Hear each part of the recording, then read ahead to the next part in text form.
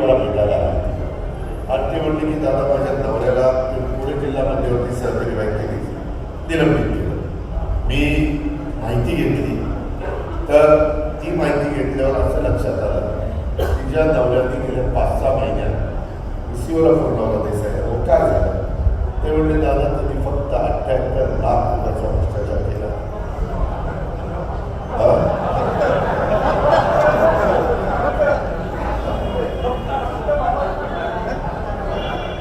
बारामतीकरांना कोटीची सवय झाली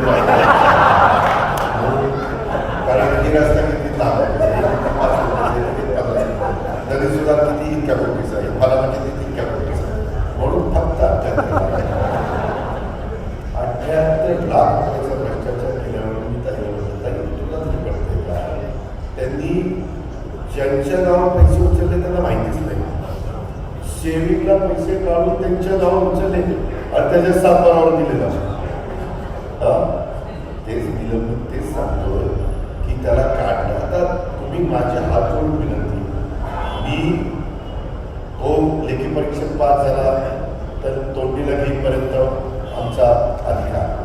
मी पण माझ्या पुणे जिल्ह्यामध्ये सहकारी बँक मी तिथं डायरेक्टर असताना बऱ्यापैकी मुलं मुली लावली. बारामती बँकेमध्ये पण आम्ही लावलो.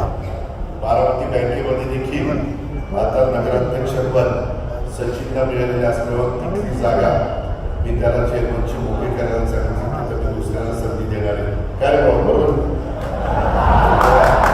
पद्धतीनं कारण काय थोडंसं सत्तेचं केंद्रीकरण करण्याच्या करता वेगवेगळ्या सगळ्यांनी बारामती नगरपालिकेचं काम एवढं आहे तो लागलाय कामाला सकाळपासून तो लोकल पण खूप काम जेवढं काम करेल तेवढं कमी आणि ते जेवढं काम करतील तेवढा माझ्यामध्ये उत्साह आहे. नगरपालिकेच्या नगरसेवकांनी चांगल्या कामाला सपोर्ट केला पाहिजे.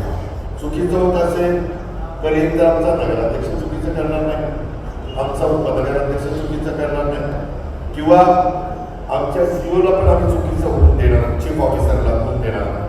पण यदा कदाचित कुठं काही गडबड झाली तर ते लक्षात आल्याला आम्ही थांबू.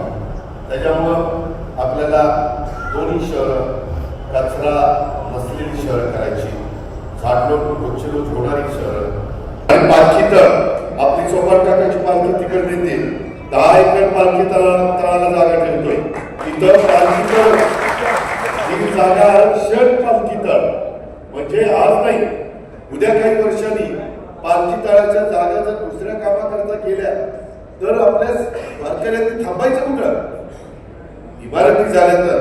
आणि म्हणून जे सांगितलं त्याची 50 वर्ष डोळ्यासमोर ठेवून हा प्लॅन केलेलं माझं स्वप्न आहे, माझी इच्छा आहे.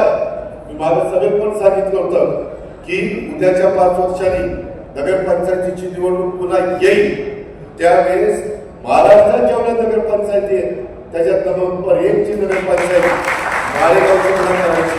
पण त्याकरता स्थानिक धनवान बदलची स्थानिक माळेगावकरांनी साथ दिली पाहिजे. गटातटाचं खालची पावकी वरची पावकी या बेटातला त्या बेटातला लाख्याच्या घरातला मागच्या घरातला हे सगळं जरा डोक्यातनं काढायचं. तिथं काही काही लोकांनी डिवायडर करायला विरोध केला. अहो तुम्ही बघेल ना अजित पवारच्या स्वतःच्या घरी सहयोगला ह्याच्यातले अनेक लोक जाहीर करतात. मी माझ्या इथला डिवायडर बंद केला की नाही. आज बिगोड रोड कसा झाला ठराविक ठिकाणी डिवायडर करू ना पण सगळीकडे डिवायडर करायचं म्हटलं तर नाही जमणार. ऍक्सिडेंट होते सगळीकडे आपल्या जागा मोकळ्या जागा इकडं माझी वस्ती डिवायडर इकडं माझी वस्ती डिवायडरच्या तिथं जागा ठेवा असं नाही. वाहतुकीची शिस्त लावण्याच्या करता ज्या नियम आहे त्या पद्धतीनं ते होणार आहे. विद्यार्थ्यांनी रात्री आईला भेटायला गेलो होतो. काल संक्रांत होती. मी काल जरी संक्रांत झालेली असली तरी आपल्या तमाम माझ्या लाडक्या बहिणींना माझ्या भावांना माझ्या बांधवांना मकर संक्रांतीच्या खूप खूप हार्दिक शुभेच्छा.